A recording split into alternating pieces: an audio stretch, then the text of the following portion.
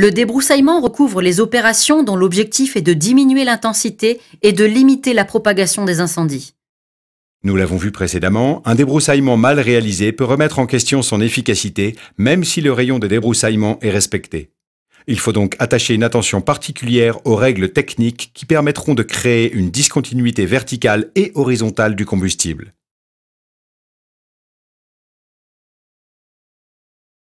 Concernant la création d'une discontinuité verticale, l'élagage des arbres de plus de 3 mètres est primordial.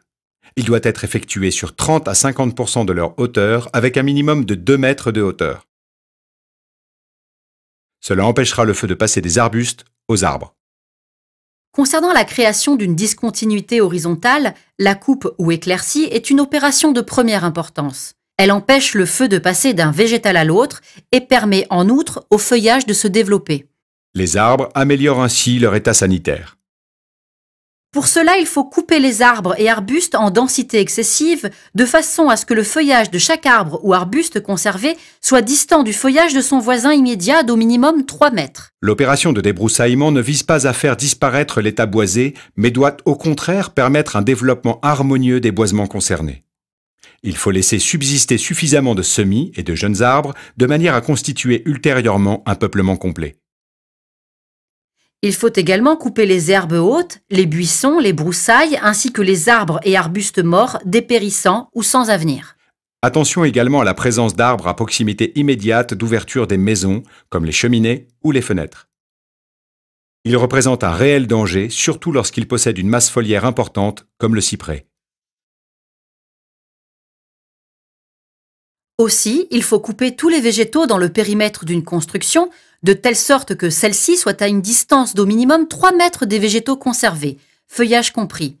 Les arbres remarquables dont le feuillage est situé à moins de 3 mètres d'une construction peuvent être conservés sous réserve d'appliquer à la végétation environnante un traitement spécifique détaillé par l'arrêté préfectoral relatif au débroussaillement. Aucun arbre ne doit toucher ou surplomber l'habitation.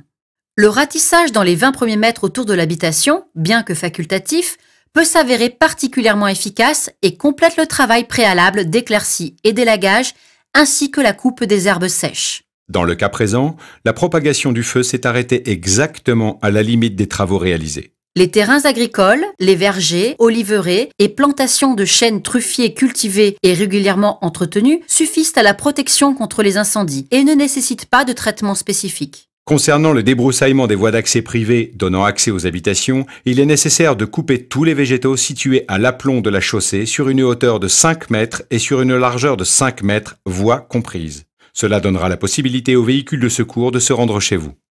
Les végétaux coupés ne doivent pas être laissés sur place, sans quoi ils sécheront et constitueront une importante masse très combustible qui augmentera le risque. Il est préconisé pour les éliminer, de les amener en déchetterie, ou de les broyer, voire de les brûler dans le respect de la réglementation d'emploi du feu. La période idéale pour faire les gros travaux s'étend de début octobre à fin février. Les travaux de finition ou d'entretien annuel, tels que le fauchage et le broyage, sont à faire au printemps, entre début mars et fin mai, après les pluies qui augmentent la pousse de la végétation. Tous les travaux devront absolument être réalisés avant le début de la saison à risque, soit pour la fin mai, afin de vous apporter la protection nécessaire en cas d'incendie. De plus, la réalisation de travaux de débroussaillement en été présente un fort risque de mise à feu et est donc à proscrire formellement.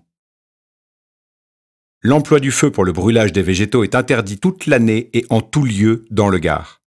Cependant, une dérogation est possible pour les travaux liés aux obligations légales de débroussaillement si aucune déchetterie acceptant les déchets verts ne se situe à côté de votre habitation. Le brûlage est alors possible entre le 15 septembre et le 14 juin. Ces derniers sont définis par l'arrêté préfectoral d'emploi du feu que vous pouvez consulter en mairie et sur le site internet de la préfecture.